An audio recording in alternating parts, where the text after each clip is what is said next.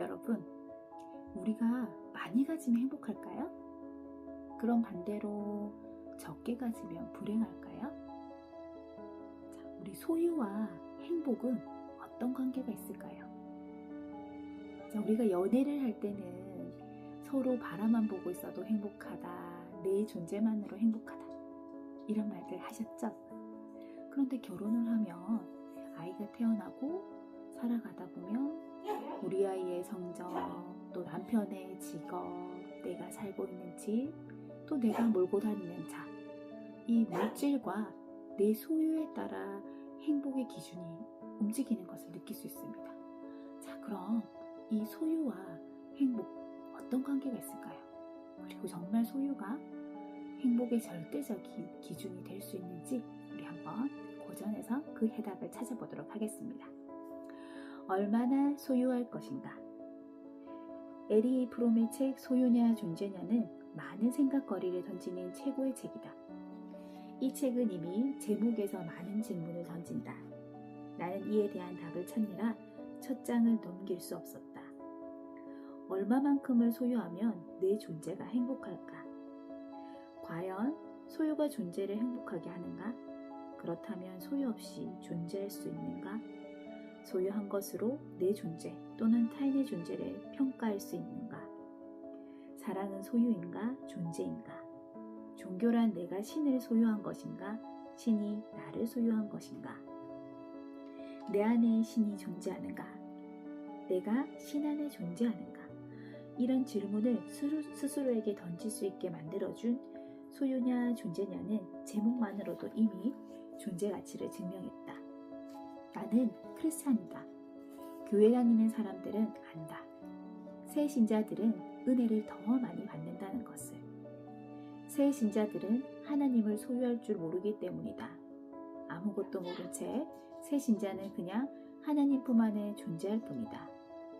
순수하게 품 안에 존재하니 하나님을 만난다.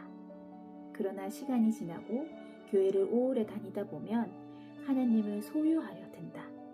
소유된 하나님은 존재하는 하나님이 아니라 내가 소유한 가짜 하나님이다. 나의 생각과 개념으로 정지시켜버린 하나님에게 소유하고 싶은 이것저것을 희구한다. 정지된 가짜 하나님에게 이런 소유의 기도를 해봐야 소용없다. 구약 성서의 주요 주제 하나는 내가 가지고 있는 것을 떠나라. 모든 속박으로부터 너 자신을 풀어라. 존재하라이다.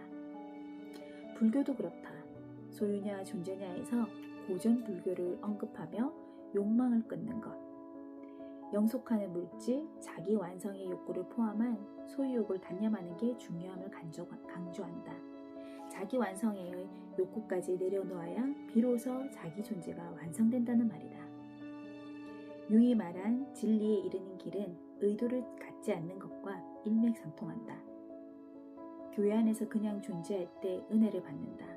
뭔가를 바라는 의도를 가지고 교회 안에 있으면 진리에 이르지 못한다. 천국에 가겠다는 의도마저 내려놓는 순간, 그 순간부터 천국이 시작된다. 소유냐 존재냐, 두 가지를 완전히 분리해서 생각할 수 없다. 소유가 무조건 나쁘고 존재가 마냥 좋은 것만도 아니다. 균형, 결국은 균형이다. 처음 소유냐 존재냐를 읽었을 때는 나는 소유 30% 그리고 존재 70%로 살겠다고 결정했었다. 이 책을 다시 읽고 글을 쓰는 지금은 소유 1%, 존재 99%의 느낌으로 살고 싶다. 돈을 많이 가지지 않으려 해야 자유를 더 많이 가질 수 있음을 깨달았기 때문이다. 같은 책을 다시 읽어보면 깨닫는 부분이 달라진다. 이미 스스로 그만큼 발전했고 변했기 때문이다. 그런 까닭에 고전은 여러 번 읽어야 한다. 읽을수록 내공이 쌓인다.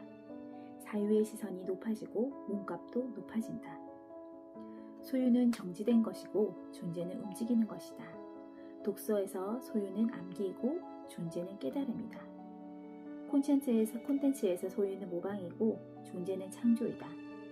사람에서 소유는 꼰대고 존재는 청춘이다.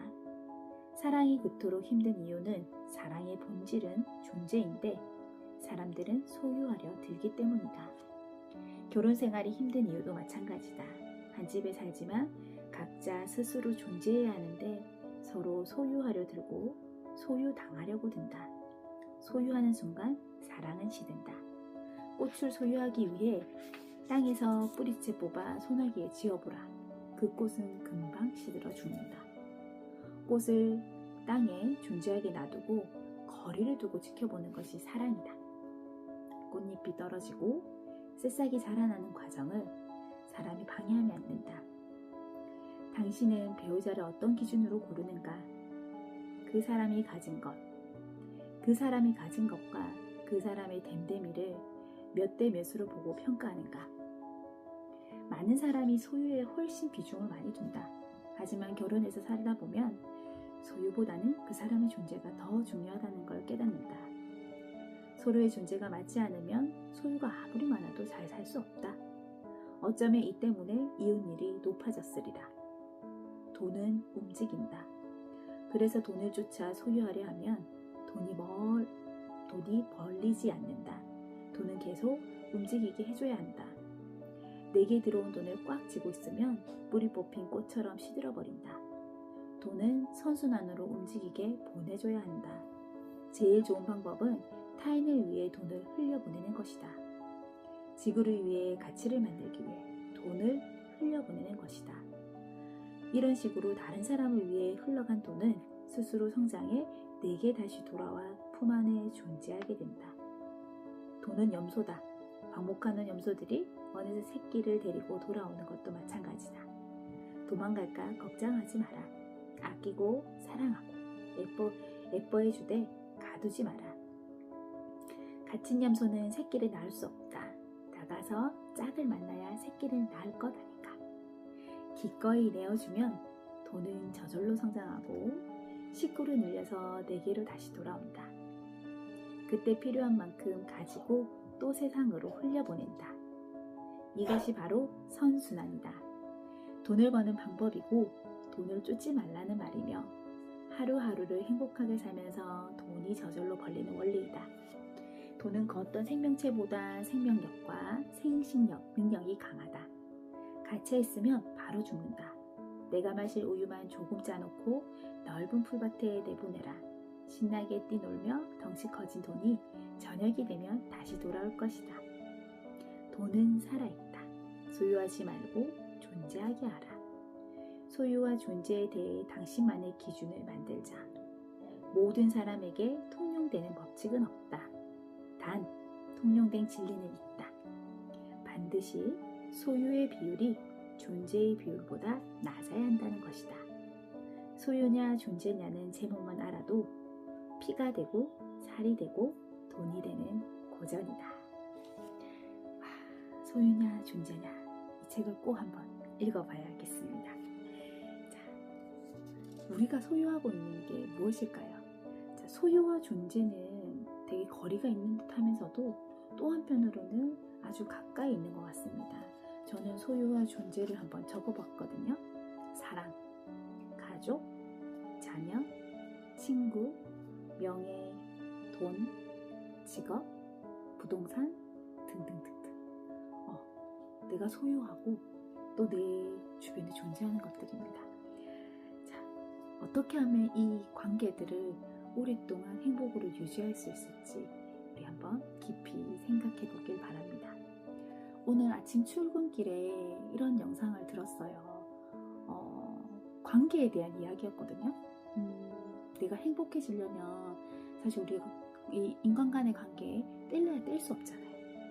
그런데 이 관계가 오래도록 유지가 되려면 너무 뜨거워서 타지 않을 정도의 가까움, 그리고 너무 멀리 떨어져서 얼지 않을 정도의 거리. 너무 가까워서 타지 말아야 하고 너무 멀리 떨어져서 얼지 않을 정도의 거리. 사람과 사람 간의 관계도 이 한이바람이 지나갈 수 있는 거리가 필요하듯이 이 우리 관계에도 적당한 거리가 필요한 것 같습니다. 소유와 존재도 어느 정도의 거리가 있는 것 같아요. 너무 소유에 집착하다 보면 그 소중한 존재의 가치를 잃어버리니 우리도 내 주변에 존재하는 모든 소중한 것들에 대한 이 가치를 한번 좀 느껴보게 되는 시간이었습니다. 오늘 내 인생의 한 문장, 우리 색신사 여러분들은 무엇인가요? 이 한 문장을 내 삶에 어떻게 적용해보면 좋을까요? 오늘도 함께 성장하는 함성과 박수로 마치도록 하겠습니다. 수고하셨습니다.